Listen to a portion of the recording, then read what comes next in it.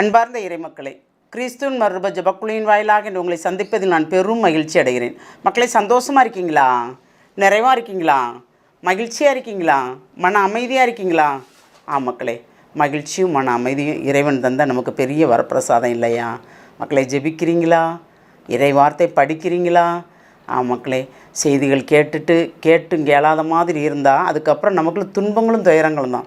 ஏன்னா இந்த ஆண்டு உங்களை நிறைவாக ஆசீர்வதிப்பேன்னு வாக்கு கொடுத்துருக்குறாரு. ஆனால் நம்ம அவருக்குள்ளே இருந்தால் தான் அந்த நிறைவான ஆசீர்வாதம். இது கீழ்ப்படிதலுக்கு உண்டான ஆசீர்வாதம் இந்த ஆண்டு அவர் கொடுத்தது. அப்போ நாம் அவருக்குள்ளே கீழ்ப்படிஞ்சிருக்கோமா? இதுதான் அவருடைய கேள்வி. நமக்குள்ளே எப்படி இருக்கும்? நாம் அவருக்கு கீழ்ப்படிஞ்சிருக்கோமா?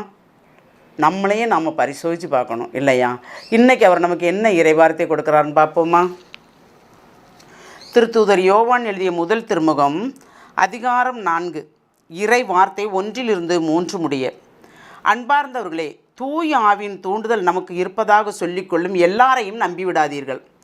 அந்த தூண்டுதல் கடவுளிடமிருந்து வருகிறதா என சோதித்து அறியுங்கள். ஏனெனில் போலி இறைவாக்கினர் பலர் உலகமெங்கும் தோன்றியுள்ளனர். இயேசு கிறிஸ்து மனிதனாக வந்தவர் என்னும் உண்மையை ஏற்றுக்கொள்ளும் தூண்டுதல் அனைத்தும் கடவுளிடமிருந்து வருகிறது. இவ்வாறு கடவுளிடமிருந்து வரும் தூண்டுதல் எதுவென அறிந்து கொள்வீர்கள். இயேசுவை ஏற்று அறிக்கையிட மறுக்கும் தூண்டுதல் எதுவும் கடவுளிடமிருந்து வருவதல்ல. இதுவே எதிர்கிறிஸ்துவிடமிருந்து வரும் தூண்டுதல். இந்த எதிர்கிறிஸ்து வருவதாக நீங்கள் கேள்விப்பட்டிருக்கிறீர்களே, இப்போதே அவன் உலகில் இருக்கிறான். Praise the Lord. நமக்கு தூய ஆவி இருக்குது, எல்லார்ட்டையுமே இருக்குது இல்லையா?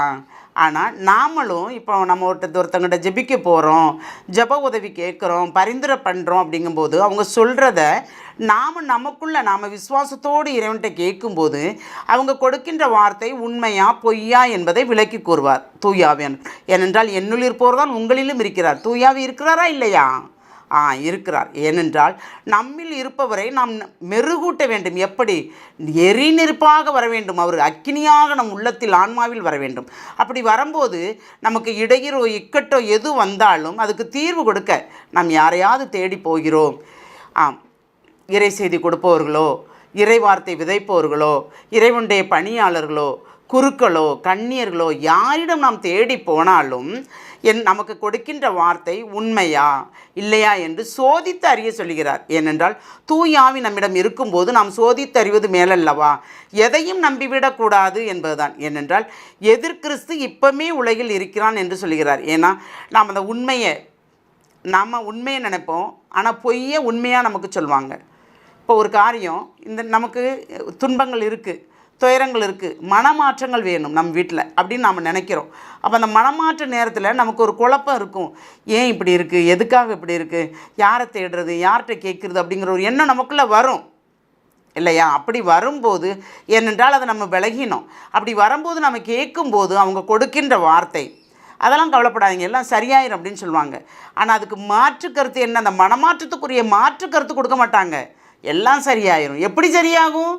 மனம் மாறினா தானே மாற்றுக்கருத்து கிடைக்கும். நமக்கு மனம் மாறினா தானே இவருடைய ஆசீர்வாதம் கிடைக்கும். மனம் மாறினா தானே நம்ம எதிர்பார்த்த காரியம் நடக்கும். மனம் மாறாமல் எல்லாம் நடக்கும்னா எப்படி நடக்கும்? எதுவுமே நடக்காது. அதனால தான் எதிர்கிறிஸ்துகள் பல பேர் தோன்றியுள்ளார்கள். போலி இறைவாக்கினர் என்று சொல்கிறார்கள். எப்படி சொல்கிறாரு? அந்த தூண்டுதல், அதனால் எல்லாரையும் நம்பிவிடாதீர்கள். அந்த தூண்டுதல் கடவுளிடமிருந்து வருகிறதா என சோதித்தறிங்கள். ஏனெனில் போலி இறைவாக்கினர் பலர் உலகமெங்கும் தோன்றியுள்ளனர். எதற்காக தோன்றியுள்ளனர்? ஆதாயம் ஆட்பதற்காக, தனக்கு ஆதாயம் தேடுவதற்காக இல்லையா? ஆன்மா ஆதாயம் இல்லை. ஆன்மாவை மீட்பதற்கென்றால் இறைவன் அதற்கு நமக்கு ஒத்தாசை பண்ணுவார். ஆன்மா மீட்பு பணி இல்லை என்றால் நாம் கண்டிப்பாக அவர்கிட்ட தூய ஆவியானவற்றை நாம் நம்முள் இருப்போரை பரிசோதித்து பார்க்கும்போது இது உண்மையா, இது பொய்யா, இது உங்களிடமிருந்து வந்த வார்த்தையா என்று கேட்கும்போது தூய ஆவியார் நமக்கு அதை தெளிவுபடுத்துவார், நமக்கு உணர்த்துவார். அந்த காரியம் என்ன என்பதையும் தெளிவுபடுத்தி அதை எப்படி செய்ய வேண்டும் என்பதை சொல்வார். யாரை நம்ப வேண்டும், யாரை நம்ப வேண்டாம் என்பதை சொல்வார். ஏனென்றால் நம்ம ஜெபிக்கலாம், ஆனால் நமக்கு பரிந்துரை ஆள் தேவை என்றால் நாம் அணுகலாம். யாரை அணுக வேண்டும் என்று நீங்கள் ஆவியானவரிடம் கேட்கும்போது அவரே உங்களுக்கு காமித்து கொடுப்பார். எங்கு உனக்கு விடுதலை உண்டு? ஏனென்றால் பரிந்துரை ஜெபம் மேலானதல்லவா? அதுதான். அப்போ நம்ம எப்படி இருக்கிறோம்? எல்லாரையும் நம்பி நம்மகிட்ட உள்ளதை ஃபுல்லாக அவங்ககிட்ட சொல்கிறோமா?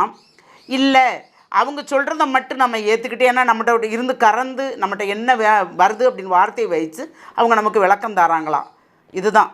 அப்போ எப்படி இறைவன் தூண்டுதல் இருக்கும்போது அவங்க அதுக்கு தெளிவுபடுத்துவார்கள். நம்ம ஒரு குழப்பத்தில் இருக்கும்போது அது தெளிவுபடுத்த வேண்டும்.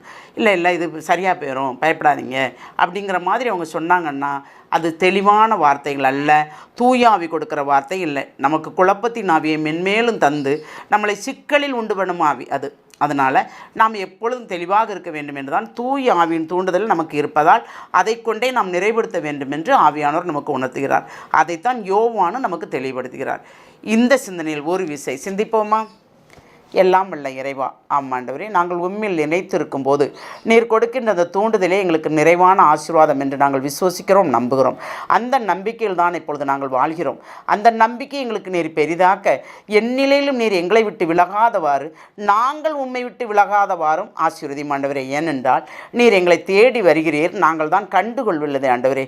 ஏனென்றால் கண்கள் இருந்தும் குருடாக இருக்கிறோம், செவிகள் இருந்தும் நாங்கள் செவிடராக இருக்கிறோம், வாயிருந்தும் நாங்கள் ஊமையாக இருக்கிறோம், பேச வேண்டிய இடத்தில் பேசாதவாறும், பேசக்கூடாத இடத்தில் நாங்கள் பேசுமாறும் இருக்கிறோம் ஆண்டவரே. இனி நாங்கள் எப்படி இருக்க வேண்டும் என்பதை நீர்தான் எங்களுக்கு தெளிவுபடுத்த வேண்டும். இந்த தெளிவை தரப்போகிற கிருபைக்கு நன்றி கூறி எங்களை முழுமையாக உம்முடைய இரக்கத்துக்குள் ஒப்புக் கொடுக்கிறோம். ஜெபம் கேட்கும் நல்ல பிதாவே.